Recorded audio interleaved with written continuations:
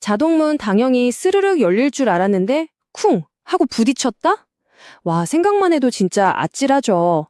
오늘은요, 이렇게 우리 주변에서 너무나 쉽게 일어날 수 있는 사고 하나가 어떻게 정말 누구도 예상 못한 법적 판결로 이어졌는지 그 흥미진진한 이야기를 한번 따라가 보려고 합니다. 자, 그럼 바로 핵심 질문을 던져볼게요. 자복문에 부딪혔는데 그게 내 잘못일 수도 있다? 어떠세요? 아마 대부분은 에이, 설마요. 문이 안 열린 게 잘못이지 왜 내 잘못이에요? 라고 생각하실 거예요. 그쵸? 그런데 오늘 우리가 들여다볼 사건은요. 이 생각에 아주 제대로 뒤통수를 칩니다. 사건이 일어난 건 2013년 1월 22일입니다. 한 남성분이 식당에 들어가려고 자동문 쪽으로 걸어갔어요. 늘 그랬듯이 당연히 문이 열릴 거라고 생각했겠죠. 그런데 웬걸 유리문이 그냥 굳게 닫혀 있었던 겁니다. 결국 피하지 못하고 그대로 부딪히고 만 거죠. 자, 이 사건을 제대로 한번 파헤쳐보기 위해서 이렇게 5단계로 나눠서 살펴볼게요. 먼저 어떤 사고였는지 보고 그 다음에 과연 책임이 누구한테 있는지 따져볼 겁니다.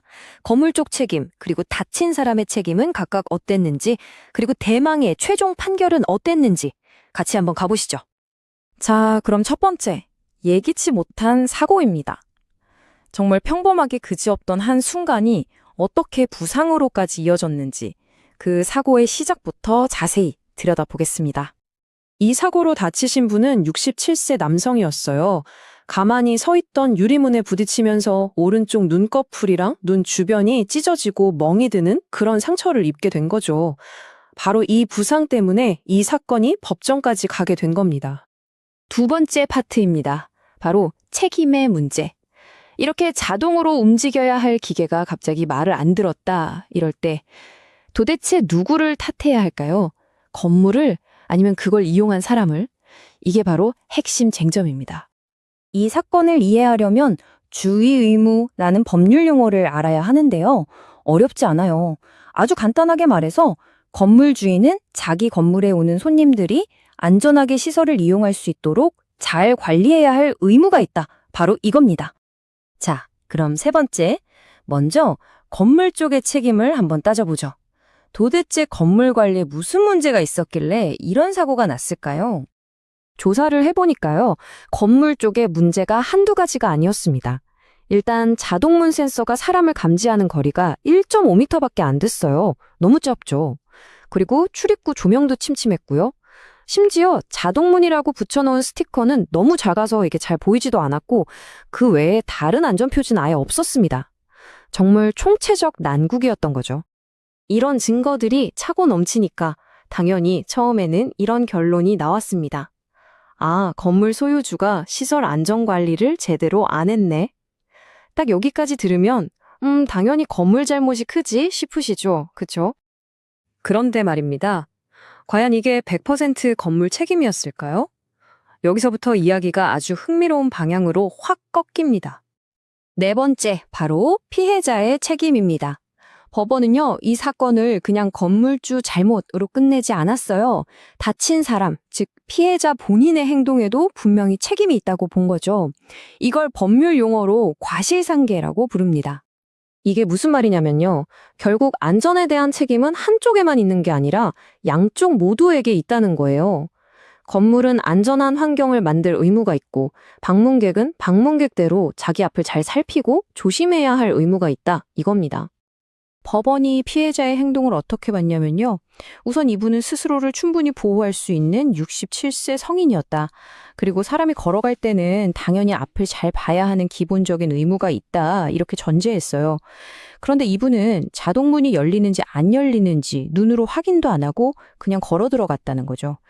법원은 바로 이 점이 사고가 난 아주 중요한 원인 중 하나라고 본 겁니다.